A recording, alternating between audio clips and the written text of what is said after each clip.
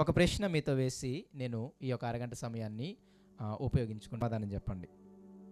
మనిషికి మేలు కలగకుండా ఉండటానికి కారణం ఏమిటి అని అడిగితే మీరేం సమాధానం చెప్తారు? మనం చేసే తప్పులు. ఇంకా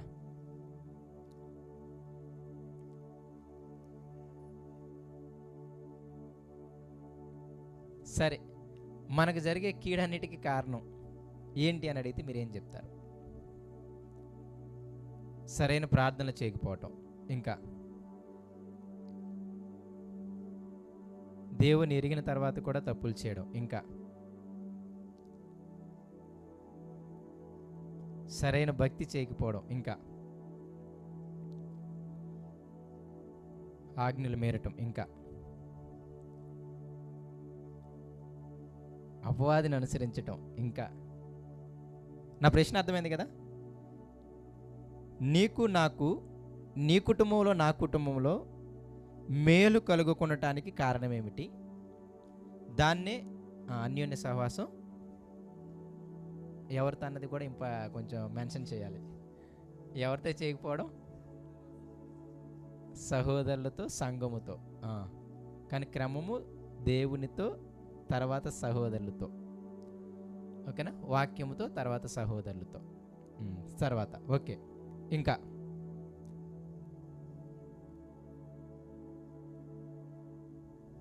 ఓకే, ఎవరైతే దేవుని తెలుసుకున్నారో వాళ్ళ కుటుంబంలో వాళ్ళు సరిగ్గా లేకపోవటం, వాళ్ళ ప్రార్థన తక్కువగా ఉండటం. ఓకే, ఇంకా ఇంకేం లేదు. మ్యాక్సిమం మీరు చెప్పిన బాగుంటాయి కదా. ఎక్కువ ప్రార్థన తక్కువ అవటం అనే స్థితిని మనము ఆలోచిస్తూ ఉంటాం. ఓకేనా? కానీ ప్రార్థన కంటే కూడా ఆయన మాట అనేది చాలా తక్కువ అవడం అని ముందు చెబుతారు అనమాట. అంటే ప్రార్థన చేయటం ఎప్పుడు ప్రారంభం అవుతుంది అంటే మాట అనేది తెలిసినప్పుడు. నా ప్రశ్న అర్థమైంది కదా? ప్రశ్న గుర్తుపెట్టుకుంటే చాలు.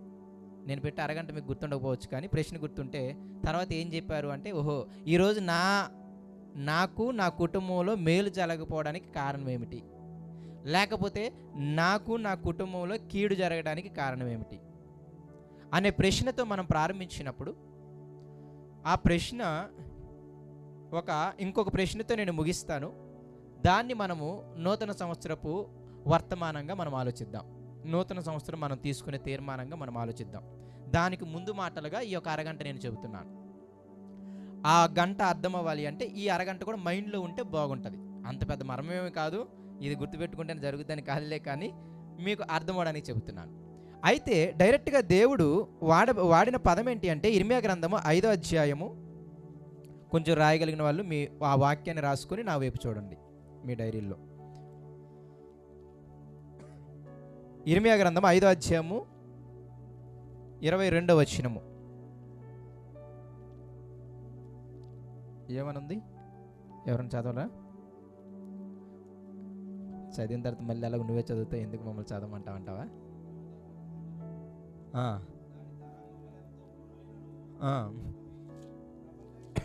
దానికి కింద సరే 25వ వచనము, మీ దోషములు వాటి క్రమమును తప్పించెను, మీకు మేలు కలుగకుండుటకు మీ పాపములే కారణము. మీరు అన్నట్టు ఏం చెప్పాలంటే మీరు మేలు కలగకుండానట్లు మీరు ప్రార్థన చేయకపోవటమే అని రాయాలి.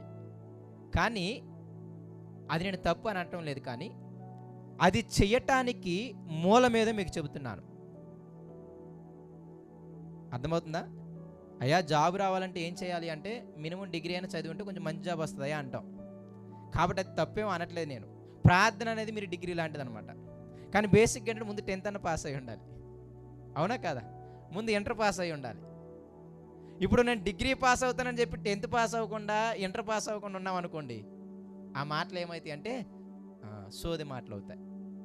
ఇప్పుడు ఏదయ్యా ఇంపార్టెంట్ అన్నాం అనుకోండి, ఏది ఇంపార్టెంట్ అని చెప్తారు చెప్పండి మీరు? 10th పాస్ అవ్వడం ఇంపార్టెంటా, ఇంటర్ పాస్ అవ్వడం ఇంపార్టెంటా, డిగ్రీ పాస్ అవ్వడం ఇంపార్టెంటా? అది మంచి సమాధానం. 3 ఈక్వల్ ప్రియారిటీ. అందుకే మీకు ఎప్పుడు చెబుతాను, వాక్యం మొదటి ప్లేసు, ప్రార్థన రెండో ప్లేసు, లేకపోతే ఆరాధన మొదటి ప్లేసు, వాక్యం రెండో ప్లేసు, లేకపోతే ప్రార్థన మొదటి ప్లేసు, వాక్యం రెండో ప్లేసు, ఆరాధన మూడో ప్లేసు, లేకపోతే ఆరాధన మొదటి ప్లేసు, ప్రార్థన రెండో ప్లేసు, వాక్యం మూడో ప్లేస్ అన్నారు అనుకోండి, అది చాలా పెద్ద పాపం అనమాట. ఎప్పుడు నెంబరింగ్ ఇవ్వకూడదు. దేవుడు ఏం చెప్పాడు అంటే, అయ్యా నేను వాక్యం ఎప్పుడు చదవాలంటే దివారాత్రులు చదవమన్నాడు. అయ్యా ప్రార్థన నేను ఎప్పుడు చేయాలంటే ఎడతెగక ప్రార్థించమన్నాడు. అయ్యా నేను నిన్ను ఆరాధించాలి, ఎలా ఆరాధించాలి అంటే దాన్ని కూడా నిత్యము చేయమన్నాడు. నిత్యము విసుకక ప్రార్థించటం, నిత్యము ఆయన జ్ఞానాన్ని ఎప్పుడు కోరుకోవటం. తలుపుల దగ్గర 8వ అధ్యాయం సామెతలు చదివితే అర్థమైద్ది. ద్వారబంధముల దగ్గర కాచుకొని చూసినట్లు ప్రతి దినము కూడా ఆయన వాక్యం కొరకు ఏం చేయాలంట, కాచుకొని ఉండాలి అంట. అంటే నేను ఏమంటున్నాను అంటే అన్ని ఈక్వల్ ప్రియారిటీయే. కానీ ఇక్కడ విషయం ఏమంటున్నానంటే, ప్రార్థన అనేది మీరు డిగ్రీగా తీసుకుంటే దానికి ముందు ఇంటర్ అనేది, దానికి ముందు ఇంకా 10th అనేది ఉంటుంది అనమాట. ఇది మినిమం 10th అనేది. అయితే అందరూ ఏమయ్యారు అంటే, అంత డిగ్రీ చదవాలని ఆశలు ఉన్నాయి, కానీ 10th కష్టపడదామని దాన్ని పాస్ అవుదామని, ఇంటర్మీడియట్ కష్టపడదామని దాన్ని పాస్ అవుదామన్నది క్రైస్తవులు మర్చిపోయారు అనమాట. కానీ విచిత్రం ఏమిటి అంటే ఈ రెండు జరగకుండా అది జరగదు. కాబట్టి ప్రార్థన అనేది హై లెవెలే, డిగ్రీ లెవెలే, నేను కాదని అనను. కానీ దేవుడు ఎప్పుడు కూడా మూలాలు మాట్లాడతాడు. ఈ మూలం చేసావనుకో ఆ డిగ్రీ ఈజీగా అయిపోతావు. 10th ఇంటర్ మ్యాక్సిమం పాస్ అయ్యావంటే, ఇంటర్ పాస్ అయ్యావంటే నీకు కొంచెం గ్రహించగలిగే శక్తి వస్తుంది, చదవగలిగే శక్తి వస్తుంది. ఓకే వీడు గుర్తుపెట్టుకోగలడు, కొంచెం చదవగలడు, కాబట్టి డిగ్రీ ఏం చేయగలడు, పాస్ అవ్వగలడా లేదా? అంటే మీరు స్టేజ్ల వారికి వెళితే ఏమవుతుంది అంటే జ్ఞాపక శక్తి, గ్రహించే శక్తి అదంతా కూడా పెరుగుతూ వెళ్తుంది. అవునా కదా? అందుకే మీరు చూడండి, కొంచెం డిగ్రీ చదివినోడు మైండ్, వాడి ఫాస్ట్నెస్, ఒక 7th క్లాస్ ఆపేసినోడు వాడి మైండ్, వాడి ఫాస్ట్నెస్, వాడి మాటలు, వాడి తత్వాలు చూస్తే మీకు తెలిసిపోద్ది. వీడు చదువుకున్నాడు, వీడు చదువుకోలేదు అంటే వాడు ఫాస్ట్గా ఉంటాడు, వాడి మైండ్ షార్ప్గా ఉంటుంది. సో ఇదంతా ఎందుకు చెబుతున్నాను అంటే, నేను మీరు అన్న ప్రార్థన తక్కువ చేయటం లేదే, కానీ దానికంటే మూలం 10th క్లాస్లో ఏముంది అంటే ఆయన అంటున్నాడు పాపములు అనేది ఉందన్నమాట. అయ్యా నాకు మేలు కలగటం లేదు, నాకు ఈ శ్రమలేంటి, నాకు ఈ ఇబ్బందులేంటి, నాకు ఈ యొక్క బాధలేంటి, నాకెందుకయ్యా మేలు కలగటం లేదు, దేవుణ్ణి ఎరిగాను కదా, దేవుని నమ్మాను కదా, ఆయన సన్నిధానానికి వెళుతున్నాను కదా అని ఎన్ని చెప్పినా సరే, ఏంటయ్యా నాకు మేలు కలగటం లేదని మీరు అడగలిగితే దేవుడు అంటున్న పదం ఏంటి అంటే, ఏంటంట, మీ పాపములే. ఆ ప్లేస్లో నా పాపములే నేను, లేకపోతే నా పాపములే నాకు, నా కుటుంబానికి మేలు కలగకుండా చేస్తున్నాయి అని ఆయన సమాధానం చెబుతున్నాడు. ఈ మాట మీరు బాగా జ్ఞాపకం పెట్టుకోవాలి. ఇప్పుడు మీరు ఆ ప్రశ్న అడగగానే మీరు చెప్పాల్సిన సమాధానం ఏంటి అంటే, ఓకే నా పాపములే నాకు, నా కుటుంబానికి, నా సంఘానికి మేలు కలగకుండా చేస్తున్నాయి. ఇది నాతో మాత్రం ఆగలేదు, రెండోది కూడా ఉందంట, వాటి క్రమాన్ని కూడా తప్పిస్తుందంట పాపము, దోషాలు. ఇంతకీ వాటి అంటే ఏంటి అంటే సృష్టి క్రమం. నేను చేసే పాపం నాకు మేలు కలగకుండా, నా కుటుంబానికి మేలు కలగకుండా, నా సంఘానికి మేలు కలగకుండా మాత్రమే కాదు, కానీ ఈ యొక్క ప్రకృతికి కూడా మేలు కలగకుండా చేస్తుందంట, వాటి క్రమాన్ని తప్పిస్తుందంట. మీకు అర్థం అవడానికి చెప్తాను. స్వార్థంతో ఎరువులు బాగా వేసామనుకోండి, ఎరువులు తీసేసి బాగా మందులు కొట్టామనుకోండి, అది వాడి పాపమే, అవునా కాదా? కానీ వాడి పాపానికి పాడయ్యేదేంటి ప్రకృతి, వాడి పాపానికి పాడయ్యేదేంటి తర్వాత చాలా చాలా మీరు చూస్తే పొగ ఎక్కువగా వెళ్ళడము, ఇవన్నీ వాహనాల పొగ ఎక్కువ వెళ్ళి ఓజోన్ పొర పోవటం, ఇవన్నీ చూస్తుంటామే. అంటే ప్రకృతి నాశనానికి కూడా కారణం ఏంటంటే మనిషి పాపమే. అర్థమవుతుందా? నా ఉద్దేశం ఏమంటున్నాను అంటే, పాపం ఎంత ప్రమాదకరమో దాని తీవ్రత ఎంత ఉంటుందో మీరు ఆలోచించాలి. ఇంతకీ పాపం అంటే ఏంటి సెకండ్ ప్రశ్న, అది మళ్ళీ ఆలోచిద్దాం. కానీ ముందు మీకు జ్ఞాపకం పెట్టుకోవాల్సిన విషయం ఏంటి అంటే, అసలు పాపం అనేది ఏం చేస్తుందంటే, పాపం అనేది నాకు, నా కుటుంబానికి, అంతేకాకుండా ఈ సమస్త ప్రకృతికి, సృష్టికి ఏం చేస్తుందంట, మేలు కలగకుండా వాటి క్రమాన్ని తప్పించేస్తుందంట. క్రమం అంటే అర్థం ఏంటి తెలుసా? ఒక భర్త క్రమం ఏంటంటే కుటుంబాన్ని చక్కగా చూసుకోవడం. ఆ క్రమం తప్పిపోవడం అంటే అర్థం ఏంటి? చక్కగా తాగుతూ భార్య బిడ్డలను పట్టించుకోకపోవడం, ఏమవడం, క్రమం తప్పటం. అది మేలు కలగకపోవడమే, మేలు కలగడమా? మేలు కలగకపోవడమే. అయ్యా ఇవన్నీ ఏంటయ్యా కారణం అని అడిగితే ఆయన చెబుతున్న కారణం ఏంటంటే మన పాపములు. నేను మళ్ళీ చెబుతున్నాను, అది నీవైనా నేనైనా, మళ్ళీ మాటలు చెప్పేది పర్టికులర్గా ఇజ్రాయేలులతో అనగా దేవుణ్ణి ఎరిగిన విశ్వాసులతో, బయట వాళ్ళతో కాదు సుమా. దేవుణ్ణి ఎరిగాను కదా, సంఘానికి వస్తున్నాను కదా, దేవుని మాటలు వింటున్నాను కదా, అప్పుడప్పుడు దేవునికి ధనాన్ని ఇస్తున్నాను కదా, లేకపోతే నేను కూడా దేవుని మాటలు చెబుతున్నాను కదా, అయ్యా ఎందుకు నాకు మేలు కలగటం లేదు అంటే ఆయన చెప్పే సమాధానం ఏమిటి అంటే, ఇదిగో నీకు మేలు కలగకుండడానికి కారణం ఏంటి అంటే నీవు చేసే పాపం. నీ కుటుంబానికి మేలు కలగకుండడానికి కారణం ఏంటి అంటే నీవు చేసే పాపం. మనం చేసే పాపం నిన్ను, నీ కుటుంబాన్ని, సృష్టిని ఏం చేస్తుంది అంటే ప్రభావితం చేస్తుంది. నేను అంత అంటాను, మనము చేసే పాపం, నేను చేసే పాపం నాతో ఆగదు. అప్పుడప్పుడు మీరు చూడండి, నేను బాగా ఒక కుటుంబంలో ఒకడు బాగా చదువుకుని మంచి ఉద్యోగం అయ్యాడు అనుకోండి, వాడి ద్వారా కొంచెం అందరూ కూడా ఏమవుతారు, చక్కగా చదవటం, కొంచెం మంచి ఉద్యోగాలు పడటం జరుగుతుంది. అంటే ఒకని మేలు ఇంకొకరికి ఏమవుతుంది, అలా కుటుంబం బాగుపడుతుంది, అలా సమాజం కూడా బాగుపడుతుంది.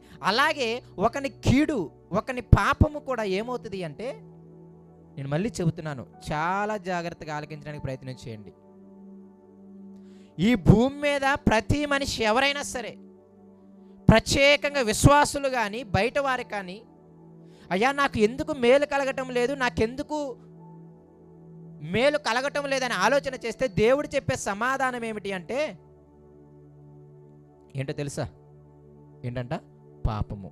స్టార్ వెళ్ళకపోతే ఏమవుదు, మీరు నన్ను చూడండి సరేనా? వెళ్ళేటప్పుడు వేసి వెళ్దాము, లేదా విజయాన్ని కొంచెం స్టార్ పెట్టన్నా, వాళ్ళందరూ మన స్టార్ మీద ఉంది.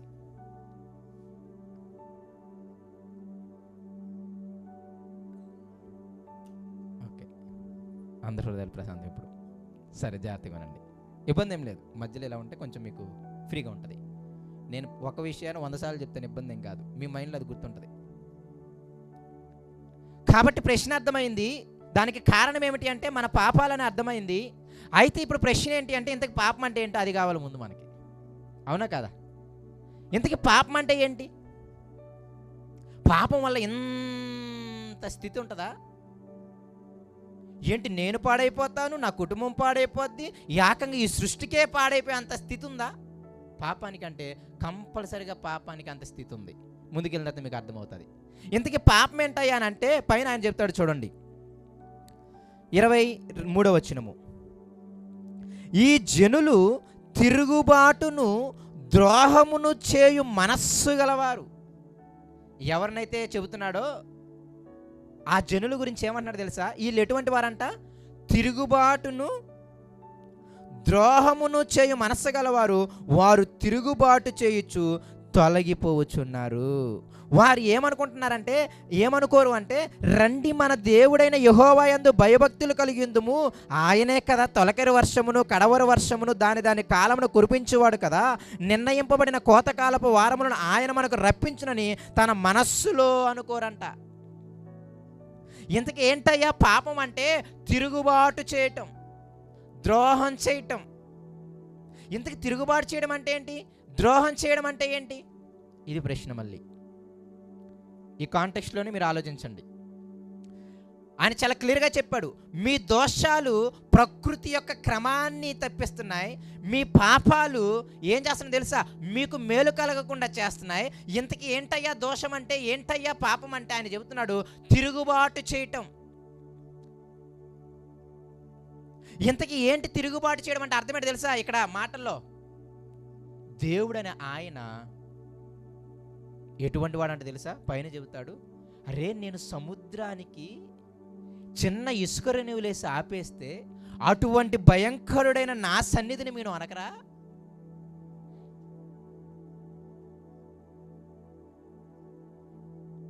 నేను సముద్రాన్ని మీరు ఎప్పుడన్నా చూడండి, అంత సముద్రం ఎలా ఆగింది? 21వ వచనం చూడండి. కన్నులుండియు చూడకయు చెవులుండియు వినకయు ఉన్న వివేకము లేని మూడులారా, ఈ మాట వినుడి. సముద్రము దాటలేకుండానట్లును దాని తరంగములు ఎంత పొర్లినను అవి ప్రబలలేకయు ఎంత ఎంత ఘోషించినను దాని దాటలేకయు ఉండునట్లు నిత్య నిర్ణయము చేత దానికి ఇసుకను సరిహద్దుగా నియమించిన నాకు మీరు భయపడరా? నా సన్నిధిన మీరు వనకరా? ఈ మనుష్యులు ఎలా ఉన్నారు అంటే, ఇదిగో నేను ఎలా ఉన్నా తెలుసా, సముద్రాన్ని, దాని తరంగాలని, అంత పెద్ద సముద్రాన్ని చిన్న ఇసుక రేణువులు అడ్డుగా వేసి ఆపేశానే, అటువంటి భయంకరుడైన, అంత గొప్పవాడినైనా, అంత ఔన్నత్యము కలిగిన, అంత సామర్థ్యము కలిగిన నా సన్నిధి నీళ్ళు ఏం చేయట్లేదంట, వనకటం లేదంట.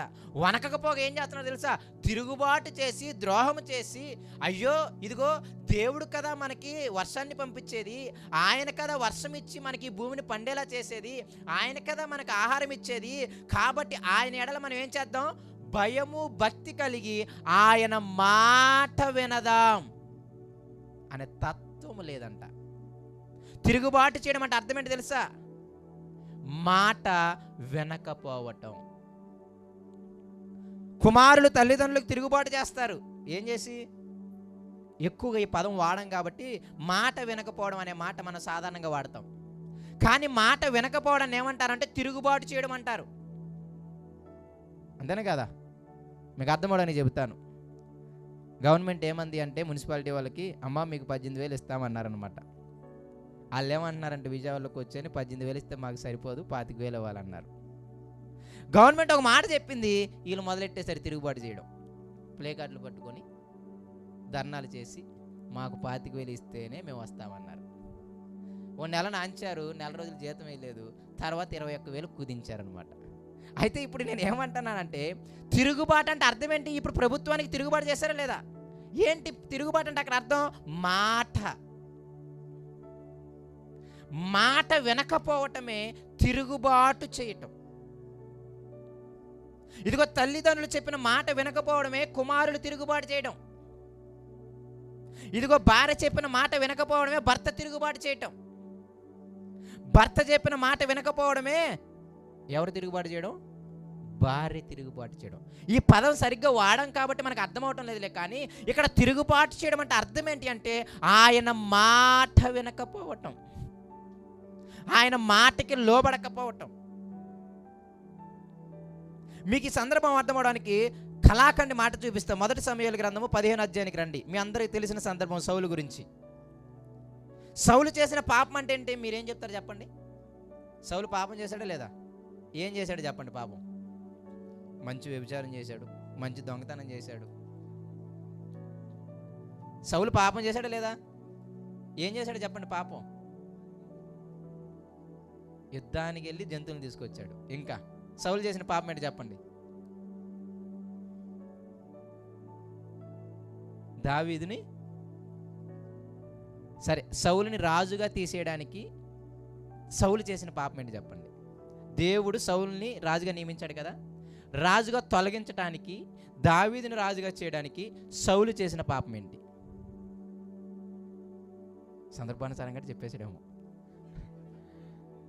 సౌలుని రాజుగా తీసేయడానికి కారణం ఏమిటి, ఆయన చేసిన పాపం ఏమిటి అని అడిగితే దేవుడు కళాఖండగా చెప్పిన మాట 15వ అధ్యాయము 1 సమూయేలు 15వ అధ్యాయము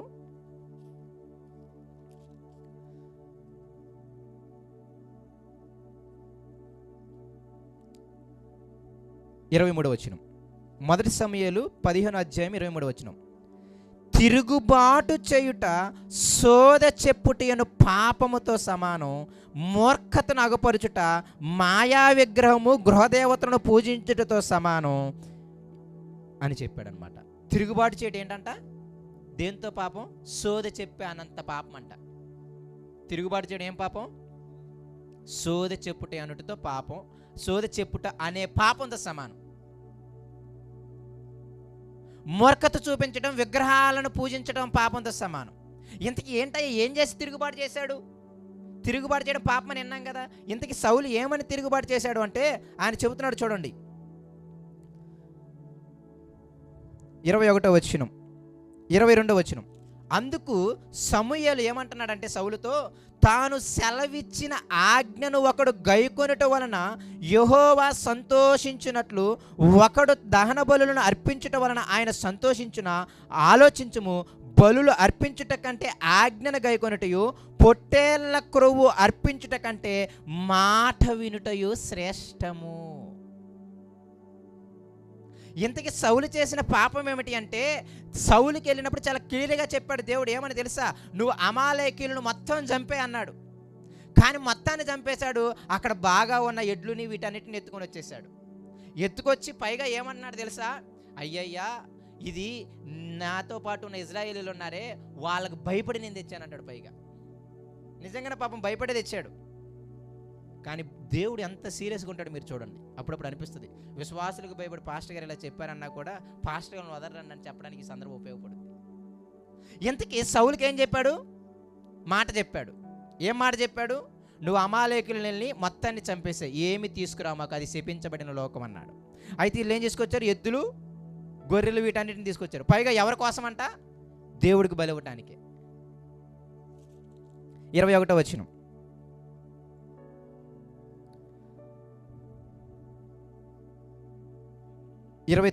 19వ వచనం చూడండి, చాలా బాగుంది. నీవు ఎందుచేత యెహోవా మాట వెనక దోపుడు మీద ఎగబడి ఆయన దృష్టికి కీడు చేసితివనెను. యెహోవా మాట, ఆ మాటను మీరు చాలా జాగ్రత్తగా అనలైన్ చేయాలి. యెహోవా మాట వెనక ఏం చేసావు? కీడు చేసావు. అందుకు సౌలు ఏమన్నాడంటే, ఆ మాట అనవద్దు సమూయేలు, నేను యెహోవా మాట విని యెహోవా నన్ను పంపిన మార్గమున పోయి అమాలేకీయుల రాజగున అగూగును తీసుకుని వచ్చి తిని, కానీ అమాలేకీయులు నిర్మూలన చేసి తిని. అయితే గిల్గాలో నీ దేవుడైన యెహోవాకు బలి అర్పించుటకు జనులు ఏం చేశారు తెలుసా? శపితములకు గొర్రెల్లోని ఎడ్డల్లోను ముఖ్యమైన వాటిని తీసుకుని వచ్చిరని సమూయేలుతో చెప్పాడు. దైవజనుడు ప్రవక్త సమూయేలు ఏమన్నాడు తెలుసా సౌలుతో? ఇదిగో నువ్వు ఆయన మాట వినకుండా నువ్వేం చేసావు? పాపం చేసావు కాబట్టి అని అనగానే సౌలుకి భయం వేసిపోయింది. అయ్య బాబోయ్ సమూయేలు, అయ్యా దైవజనుడా, నేను పాపం చేయలేదు, నువ్వు చెప్పినట్టే నేను అమాలేకీయుల వరకే చంపేశాను, కాకపోతే నువ్వు వచ్చిన ఇజ్రాయేలీలు ఉన్నారే, వీళ్ళు మాత్రం ఆ ఎడ్లని వీటన్నిటిని తీసుకొచ్చారు. పైగా ఎవరి కోసం తెలుసా సమూయేలు? నీ దేవుడైన యెహోవాకి బలి ఇవ్వడానికి. అయితే ఇదంతా ఏం చెప్పాలని ఆశపడుతున్నానంటే నేను, మాట. సౌలు తన రాజపదవిని పోగొట్టుకోవడానికి, దేవుడు మళ్ళీ అతనితో మాట్లాడకుండా ఉండటానికి ఒకే ఒక కారణము, మాట మేరటం. ఆ మాట మేరటాన్ని ఇక్కడ ఏమన్నాడు అంటే తిరుగుబాటు చేయటం అని చెప్పాడు. ఆ మాట వేరనాన్ని ఇక్కడ ఏమన్నాడంటే మూర్ఖత చూపించటం అన్నాడు. అర్థమైందా మీకు? మాట మేరటం అనేది తిరుగుబాటుతో సమానం. మాట మేరటం అన్నది ఏంటంట? మూర్ఖత చూపించడంతో సమానం. ఒక మంచి మాట అన్నాడు, యెహోవా మాట అనగా ఆయన ఆజ్ఞలు ఉన్నాయే, అవన్నీ ఆయన మాటలేనే కదా? ఆయన మాట అనగా ఆయన ఆజ్ఞలు ఉన్నాయే, వాటన్నిటినీ పక్కగా మళ్ళీ చెప్తున్నాడు. ఆయన ఏ మాట అయితే నీకు ఒక మాటగా చెప్పింది, ఆ మాటను నువ్వు మీరావు కదా సౌలు. ఒకడు మాట వినటం కంటే అంతకంటే శ్రేష్టం ఏది లేదంట. నువ్వు కొయ్యి దూడలు బలివ్వడం కంటే, లేకపోతే ఇంకేమన్నా నీ ధనధాన్యాదులు ఇవ్వడం కంటే కూడా యెహోవాకి ఏది ముఖ్యమంట? ఆయన మాట వినటం. నేను మళ్ళీ చెప్తున్నాను, మీరు దశంభాగాలు ఇవ్వచ్చు, మీ ధనములో డబ్బులు ఇవ్వచ్చు, ఇదిగో సేవకుడు మీ ఇంటికి వచ్చినప్పుడు ఇదిగో దేవునికి కదా అని మీరు ధనం ఇవ్వచ్చు. కానీ ఆ ధనము ఎప్పుడు ఉపయోగపడుతుంది అంటే నువ్వు యెహోవా మాట వింటున్నప్పుడు, లేకపోతే యెహోవా సంతోషించడు. అందుకే ఆ మాట అన్నాడా లేదా? సమూయేలు ఏమన్నాడు చూడండి, 22వ వచనం, సమూయేలు తాను సెలవిచ్చిన ఆజ్ఞను ఒకడు గైకొనుట వలన యెహోవా సంతోషించినట్లు. ఒకడు దహన బలులను అర్పించడం వలన ఆయన సంతోషించునా?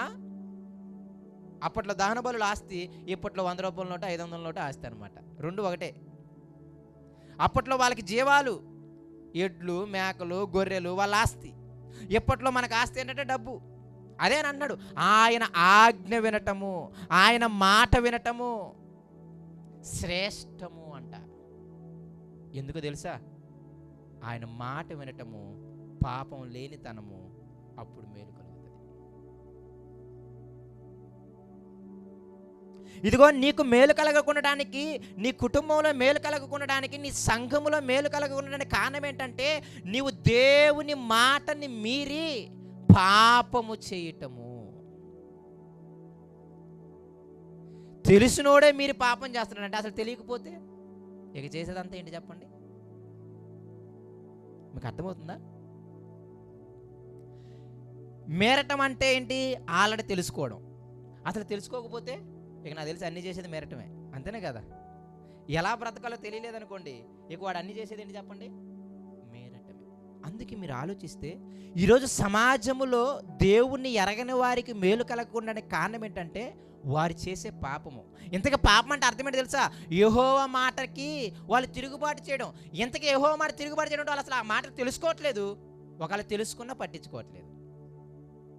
మీరు పాపం అనేది ఇప్పుడు తీసేసి ఇప్పుడు చెప్పండి, అయ్యా నాకు మేలు కలగకుండా కారణం ఏంటి, నా కుటుంబంలో మేలు కలగకుండా కారణం ఏంటి అంటే ఇదిగో యెహోవా మాట నీవు నేను వినకపోవటము. ఆయన మాట చెప్పిన ఆజ్ఞలు ఉన్నాయే, ఆ ఆజ్ఞలకు లోబడకపోవటం. కానీ యెహోవా ఎప్పుడు సంతోషిస్తాడంట? దహన బలులు ఇవ్వడం కంటే కూడా ఆయన మాట వినటం, ఆయన ఆజ్ఞలకు లోబడితే సంతోషిస్తాడంట.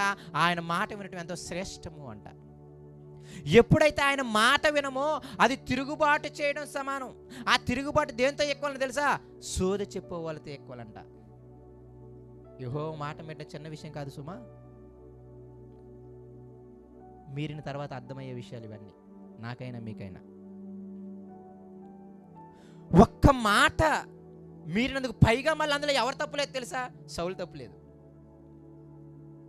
ఆ జనులకు భయపడి నేను తీసుకొచ్చాను అంటాడు. కింద చూడండి 24వ వచనం. సౌలు ఏమంటున్నాడంటే, జనులకు జడిసి వారి మాట వినినందున నేను యెహోవా ఆజ్ఞను నీ మాటలను మీరు పాపము తెచ్చుకొంటిని. అర్థమైపోయిందా పాపం అంటే ఏంటో? సౌలు చాలా క్లియర్గా చెప్తున్నాడు, నీ మాట మేరటము, నీ ఆజ్ఞ మేరటమే నేను చేసిన పాపం. ఇప్పుడు నా రాజపదవి పోవడం ఉంది, నాకు ఇప్పుడు మేలు కలగకుండా ఉంది, నాకు ఇప్పుడు కీడు కలుగుతుంది. దీనంతటి కారణం ఏంటంటే నీ మాట, నీ ఆజ్ఞ నేను వినకపోవటం. ఎంత బతిమలాడతాడు సౌలు. రాజు, మీకు ఆ సీన్లో అర్థం అవ్వాలంటే ఎలా చెప్పాలి తెలుసా?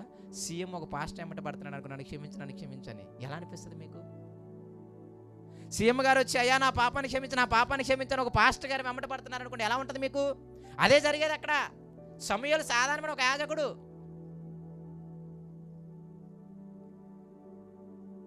సౌలు ఎవరో తెలుసా? ఇసుక రేణువులంత సైన్యం ఉన్న ఇజ్రాయేలులకు రాజు, లెక్కింప సఖ్యము కానీ ఇజ్రాయేలులకు రాజు. అటువంటి రాజు ఎవడో వెంబట పడుతున్నాడు తెలుసా? సమూయేలు వెంబట పడుతున్నాడు. చిన్న పిల్లల్లా ఉంటుంది అది చూసి చదువుతుంటే.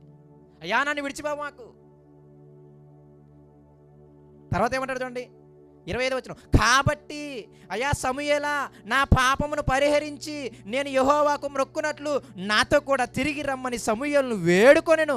అందుకు సమూయేలు, నీతో కూడా నేను తిరిగి రాను, నీవు యెహోవా ఆజ్ఞను విసర్జించితివి గనుక ఇజ్రాయేలు మీద రాజుగా ఉండకుండా యెహోవా నిన్నేం చేశాడు? విసర్జించేశాడు. ఇంతకుముందు రాజుని చేసింది ఎవరు? యెహోవే. రాజుని చేసింది యెహోవానే. మీకు తెలుస్తుందో లేదో, ఇక్కడ చాలా విషయాలు బయటపడతాయి. నీవు బాగుంటే, నీవు వినయంతో ఉంటే, నువ్వు లోబడితే, నీవు దేవుని మాటకి లోబడితే నిన్ను రాజుని చేయగలడు. రాజు అయిన తర్వాత మళ్ళీ మాట మీరితే యథాస్థితిగా మళ్ళీ అదో పాతాలను తొక్కేయగలడు. తర్వాత దేవుడు పశ్చాత్తాపడ్డాడంట సౌలుని రాజుని చేసినందుకు. రిగ్రెట్ అయ్యాడంట ఆయన. సంతాపపడిన మాట చదువుతాం చివరి వచనంలో, 15వ చివరి వచనంలో. ఏం చేశాడంటే దేవుడు, నేను నిన్ను రాజును చేసినందుకు నేనేమయ్యాను? సంతాపపడ్డాను. అయితే ఇదంతా కూడా మీకు ఎందుకు చెబుతున్నాను అంటే, ఒక్క మాట మేరటం అనేది మీరు చిన్నగా చూస్తున్నారేమో. ఈరోజు మన అందరి జీవితాలలో, లేకపోతే నా జీవితంలోనైనా, మీ జీవితంలోనైనా, నా కుటుంబంలోనైనా, మీ కుటుంబంలోనైనా, మళ్ళీ చెబుతున్నాను, యెహోవా మాట ఉన్నాయే, ఆయన ఆజ్ఞలు ఉన్నాయే, ఈ 66 పుస్తకాల్లో ఉన్న మాటలు ఉన్నాయే, వీటన్నిటిని మనం క్షుణ్ణంగా తెలుసుకోక వీటిని విసర్జించి వాటిని పడచవుని పెట్టి అహంకార ధోరణి కలిగి ఆ వాక్యాలు అలాగే ఉంటాయిలే, బైబుల్ అలాగే ఉంటాయిలే, పాస్టర్లు అలాగే చెబుతారులే అనే ధోరణితో అసలు ఈయన ఏ మాట చెబుతున్నాడు, ఆ మాట ప్రకారంగా నేను ఉంటున్నానా లేదా, అయ్యో రండి యెహోవా యెడల భయభక్తులు కలిగి మన అందరం కూడా బతుకుతాము. ఎందుకంటే మనకు ప్రాణమునిచ్చింది ఆయన కదా, ఊపిరినిచ్చింది ఆయన కదా, గాలినిచ్చింది ఆయన కదా, నీటినిచ్చింది ఆయన కదా, భూమినిచ్చింది ఆయన కదా. ఇదిగో తొలకరి వర్షాన్ని, కడవరి వర్షాన్ని చక్కగా పంపించి ఈ భూమి పండేలా చేసి ఆహారం తిని బ్రతకగలిగేటట్లు చేసింది ఎవరంట? యెహోవా కదా. ఆయన ఎంత శక్తి కలిగిన వాడు, సముద్రాన్ని ఇసుక రేణులతో ఆపినవాడు కదా. ఆయన సన్నిధానానికి వచ్చి వనకాలి కదా, ఆయన మాటకి లోబడాలి కదా. అక్కడ వనకరంటే అర్థం ఏంటంటే మాటకు లోబడరని. ఆయన మాట అంటే ఎవరికి లక్ష్యం లేదంట. అందుకే ఇదే 12వ అధ్యాయంలో చూడండి, మొదటి సమూయేలు 12వ అధ్యాయం 13వ వచనం. కాబట్టి మీరు కోరి ఏర్పరచుకొనిన రాజు ఇతడే, యెహోవా ఇతనిని మీ మీద ఏం చేశాడు? రాజుగా నిర్ణయించి ఉన్నాడు. మీరు యెహోవా యందు భయభక్తులు కలిగి ఆయన మాట విని ఆయనను సేవించి ఆయన ఆజ్ఞను భంగము చేయక మీరును మిమ్మును ఏలును రాజును మీ దేవుడైన యెహోవాను అనుసరించిన యెడల మీకేం కలుగుతుంది? క్షేమము కలుగును. ఎంత ఎక్సలెంట్గా ఉందో చూడండి. ఎక్కడ వాక్యానికి ఒకటి భిన్నం ఉండదు. చాలా క్లియర్గా చెప్తున్నాడు ఇశ్రాయేలుతో, మీరే కదా నాకు రాజు కావాలన్నారు. ఆయన ప్రత్యక్ష కింద భయపడతారు, అయ్యో మేము పాపం చేసాం రాజుని అడిగామని. రాజు అయితే ఉంటాడు, కానీ మీకు తెలుసలేదు చివరికి రాజుని నేనే. మీరు రాజునైతే అడిగారు, కానీ అధికారం ఎవరిది? నాదే. అందుకని చాలా క్లియర్గా చెప్తున్నాడు, నీవు కోరుకున్న రాజుకుని ఇద్దరికి నీ క్షేమం కలగాలి అంటే మీరు నా మాట ఏం చేయాలి? నా మాట విని నా ఆజ్ఞను మీరు ఏం చేయకూడదు? భంగము చేయకూడదు. భంగం అంటే అర్థం ఏంటి? పాడు చేయటం, తప్పిపోవటం.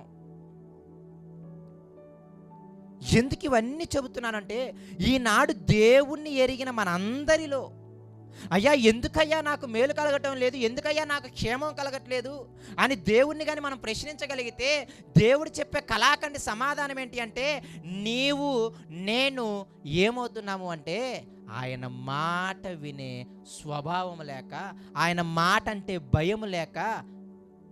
నేను అంటాను, అసలు యెహోవా ఎలా బ్రతకమన్నాడు? 10 ఆజ్ఞలు అడిగితే మీరు పొల్లుమని 10 చెప్పలేము. న్యాయ విధులు, కట్టడలు, శాసనాలు 613 దాకా ఉన్నాయి. ఈ 66 పుస్తకాల్లో ఉన్నాయన్నీ ఆయన మాటలే, ఆయన ఆజ్ఞలే. అవునా కాదా? మరి ఇవన్నీ మనం అవసాపాన పట్టి వీటన్నిటిని మనం హృదయంలో పెట్టుకొని వీటన్నిటి ప్రకారంగా మనం బ్రతికినప్పుడు కదా మనకు మేలు, అది బ్రతికినప్పుడు కదా మనకి క్షేమం. ఇప్పుడు నేను అంటాను, ఎంతమంది ఈ మాటలు వినగలుగుతున్నారు? ఎంతమంది ఈ మాటలు చదవగలుగుతున్నారు? ఇప్పుడు మీకు ఎలా మేలు కలుగుతుంది చెప్పండి?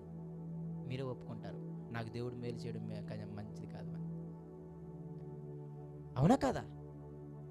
నేను ప్రార్థన చేయడాన్ని తక్కువ చేయటం లేదు. ప్రార్థన చేయడానికి ముందు ఆ ప్రార్థన వైపు వెళ్ళాలి అంటే ఈ వాక్యం అనే భయం నీలో రావాలి. అందరం డిగ్రీని కోరుకుంటున్నాం, కానీ బేసిక్ 10th క్లాస్ ఫెయిల్ అయిపోతున్నాం. ఇంకెక్కడికి డిగ్రీకి వెళ్తాం చెప్పండి? అందుకే ఒక పెద్ద జవజన అంటాడు, వాక్యం చదవని వాడు ప్రార్థన చేస్తున్నాడంటే వాడు పెద్ద మోసగాడు అని. ఏమని ప్రార్థన చేస్తాడు చెప్పండి? వాడు ఇష్టంగా ప్రార్థన చేసుకుంటాడు, వాక్యానుసారమైన ప్రార్థన ఉండదు. ప్రార్థన పెద్దదే, ప్రార్థన గొప్పదే. కానీ ఇక్కడ విషయం ఏమంటున్నాడు అంటే, ఇక్కడ ఇదిగో అయ్యా నీ పాపాలు క్షమించండి, మీకు క్షేమము మేలు కలగొనడానికి మీరు ప్రార్థన చేయకపోవటం వల్ల అని అనట్లేదు ఆయన.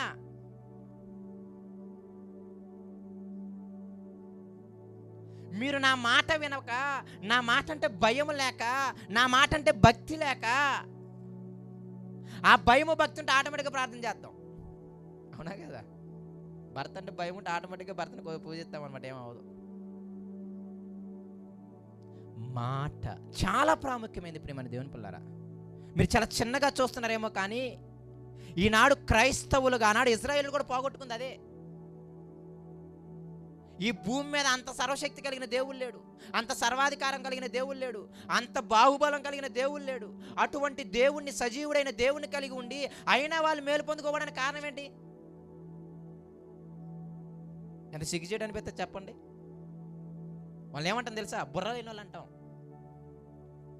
ఇంట్లో ఏసీ పెట్టుకొని చెమటలు కారుకుంటూ పడుకున్నాడు అనుకోండి, ఏమంటాం చెప్పండి?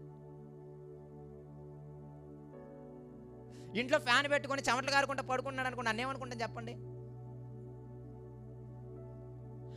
అంత సజీవుడైన దేవుణ్ణి, అంత సర్వశక్తి కలిగిన దేవుణ్ణి, అంత సర్వాధికారి అయిన దేవుణ్ణి, ఎప్పుడు మేలు క్షేమము చేసే దేవుణ్ణి మన ఇంటిలో పెట్టుకొని, మన హృదయంలో పెట్టుకొని, ఇంకా మనము మేలు కాకుండా ఇంకా చాలా శ్రమల చేత, లేకపోతే వేదనల చేత, లేకపోతే కీడు చేత కొట్టబడుతున్నాము అంటే దేవుడు చాలా కళాఖండిగా చెప్పే మాట ఏంటి అంటే, నీ పాపం. ఏంటయ్యా పాపం అంటే? ఏమీ లేదు, నా మాటకి మీరు తిరుగుబాటు చేయటం, నా మాట వినకుండా మీరు నాకు ద్రోహం చేయటం. మాట వినకపోవటం, తిరుగుబాటు ఎంత అక్షరాల నిజమో, ద్రోహం చేయడం కూడా అంత అక్షరాల నిజం. అంతేనే కదా? ఒక తల్లిదండ్రుల మాట పిల్లలు వినకపోవడం తిరుగుబాటు చేయడం కాదేమో సుమా, తల్లిదండ్రులకు ద్రోహం చేయడం. ఒక భర్త మాట భార్య వినకపోవడం తిరుగుబాటు చేయడం మాత్రమే కాదు, భర్తని భార్య మోసం చేయడం, ద్రోహం చేయడం. ఇదిగో పెళ్ళైనప్పుడు నాకు చేసావు కదా, వ్యాధి అందును, బాధ అందును, రోగం అందును నేనేమంటాను, కలిసి ఉందువా అంటే మైకు పెడితే కలిసి ఉందును అన్నావు కదా. అవునా కదా? ప్రమాణాలు చూడలేదా? వ్యాధి అందును, బాధ అందును, లేమి అందును, కలిసి ఉందువా అని పాస్టర్ గారు చెప్పగి మీ మైక్ మీద పెట్టగానే ఉందును అంటామా లేదా? ఇప్పుడు మరి ఒక వ్యాధి వచ్చిందనో, లేకపోతే ఒక బాధ వచ్చిందని, ఏదో వచ్చిందని అతను వదిలేసామంటే అర్థం ఏంటి? తిరుగుబాటు చేసినట్టు మాత్రమే కదా, ద్రోహం. మీకు అర్థమవటం లేదు. ఆ మాట మీరు ఎంత ప్రమాదం చెప్పాడు తెలుసా? సోద చెప్పటంతో సమానం అంట. అంటే ఆయన మాట వినకపోతే దాని అర్థం ఏంటి తెలుసా? నువ్వు నేను శకునగాళ్ళతో సమానం అంట. ఆయన మాట వినకపోతే ఏంటి అర్థం అంటే తెలుసా? మాయా విగ్రహములు పూజించిన వాళ్ళతో సమానం. నువ్వు నేను విగ్రహం, దాని అర్థం ఏంటి తెలుసా? చాలా చక్కగా రాస్తాడు. అహంభావం అని అర్థం. ఆయన మాట కాదు, నా మాట నాకు అంటే అర్థం ఏంటి తెలుసా? నీకు విగ్రహం అయిపోయావు, నాకు అహం వచ్చింది, అందుకే ఆయన మాట వినవు. అంతేనే కదా? అడుక్కున్నాడు వచ్చి ఒక మాట చెప్పాడు అనుకో, ఏ పో అంటాం. ఎందుకు చెప్పండి? ఆడికంటే నాకు గొప్ప ఉండని. అదే ఎమ్మెల్యేని ఎంపీ వచ్చి ఒక మాట చెప్పగానే ఏమంటాం? అమ్మో అంటాం. అర్థం ఏంటి తెలుసా? దాన్ని అహం అంటాం అనమాట. అంటే మాట తృణీకరించేది ఎప్పుడు తెలుసా? నీకంటే ఒకటి తక్కువైనప్పుడు, నీకంటే ధనంలో తక్కువ, నీకంటే చదువులో తక్కువ, నీకంటే ఉద్యోగంలో తక్కువ, నీకంటే జ్ఞానంలో తక్కువ అయినప్పుడు వాడి మాట లక్ష్యం చేయవు. నీకంటే ధనవంతులైతే, నీకంటే ఉద్యోగం హైయర్ స్టేటస్ అయితే, నీకంటే జ్ఞానవంతులైతే వాళ్ళ మాట చేస్తావా చేయవా? అంటే ఇప్పుడు ఆయన మాట వినకపోవడం అంటే అర్థం ఏంటి తెలుసా? నేనే నీకంటే జ్ఞానవంతుని అని అనడం. వెనక తీస్తే చాలా గోతులు ఉంటాయి. చాలా ఎక్కువ సమాధానం చెప్పేశాడు. సౌలు నువ్వు అనేక విగ్రహాలు పూజించకపోవచ్చు, కానీ ఇక్కడ ఏం చేసావు తెలుసా? ఆయన మాట వినకపోవడం, నాకంటే బాగా తెలిసిన జ్ఞానవంతుడు దేవుడు కూడా నాకంటే ఎప్పుడు తెలియదు అని అనడంతో సమానం. అందుకే చాలా క్లియర్గా చెప్పాడు, తిరుగుబాటు చేయట, సోదె చెప్పడం అనే పాపంతో ఎక్కువ. ద్రోహం, మూర్ఖత అంటే అర్థం ఏంటి చెప్పండి? ఎంత చెప్పినా ఎండ చూసారా వాడిని మూర్ఖుడు అంటాం. అవునా కదా? ఎన్నిసార్లు చెప్పిన విన్నాన్ని మూర్ఖత్వం అంటారు. ఆ మూర్ఖత్వం అంటే అర్థం ఏంటి తెలుసా? మాయా విగ్రహములతో మనందరూ ఏం చేసినట్టంట? సాష్టాంగపడి నమస్కారం చేసినట్టంట.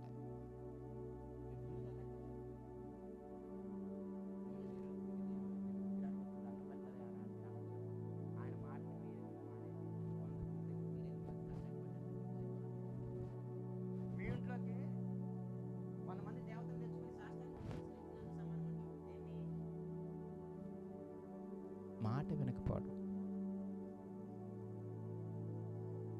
అందుకే ఆదాము అవ చేసిందేంటి మీకు ఎప్పుడో చెప్తాను నేను. ఆదాము అవ చేసిందేంటి చెప్పండి? అవమ్మ చేసిందేంటి? 2 వచనాలు ఒక మాట మేరటం. ఆ పండు తినొద్దమ్మా అన్న వచనాలు మహా అంటే 2 వచనాలు ఉంటాయి.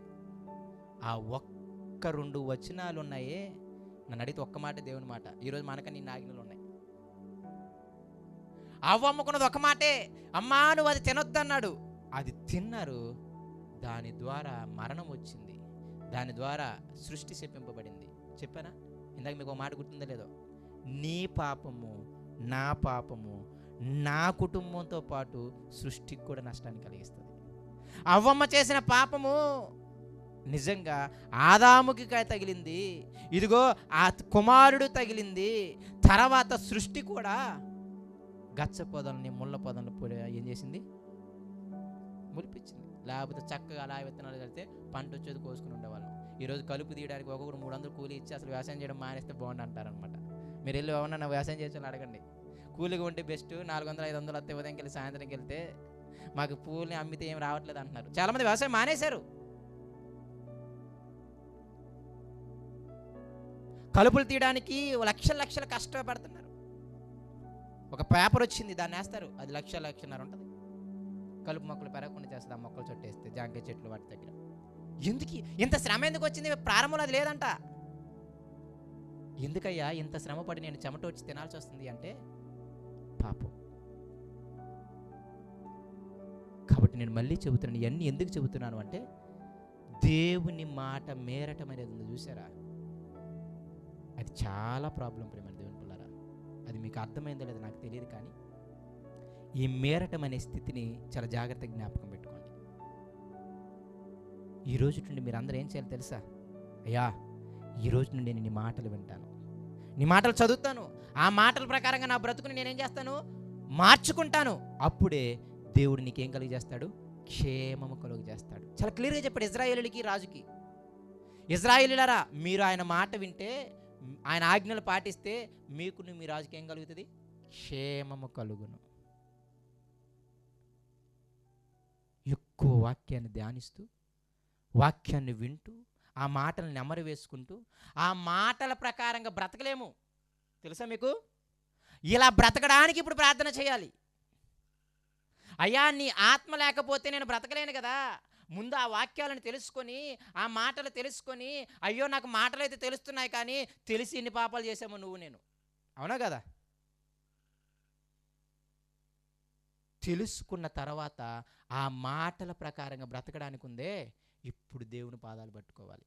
ఎక్కువ వాక్యం తెలుస్తుంటే మీకు అర్థమైపోద్ది, అమ్మో ఇంత ఉందా, అయ్యో నేను ఇప్పటిదాకా ఇది చేయలేదే, అమ్మో త్వరగా నా పాపాన్ని కడిగేసుకోవాలి, దేవుని పాదాల దగ్గర పడాలి, త్వరగా ఈ పాపాన్ని జయించడానికి దేవుని సహాయాన్ని, ఆత్మసహాయాన్ని కోరుకోవాలి. ఇది మిమ్మల్ని ప్రార్థనా జీవితం వైపు, ఆత్మసహాయాన్ని కోరుకునే వైపు నడిపిస్తుంది ప్రియమైన దేవుని పిల్లరా. అందుకే ప్రతి ఒక్కరూ జ్ఞాపకం పెట్టుకోండి, పాపం అనగా దేవుని మాట, ఆయన ఆజ్ఞలు, ఈ 66 పుస్తకాలు ఆయన మాటలు. మీ జీవితంలో ఎంత సాధ్యమైతే అన్ని మాటలు తెలుసుకొని అంతగా బ్రతికితే అంతగా క్షేమం, అంత మేలు జరుగుతుంది. ఇప్పుడు మీకు అర్థమై ఉంటుంది, చాలామంది ప్రార్థన చేస్తారు కానీ ఎందుకు వాళ్ళకి మేలు క్షేమం కలగట్లేదు అంటే కంపల్సరీ నేను చెప్పగలను, మాట వినకపోవటం.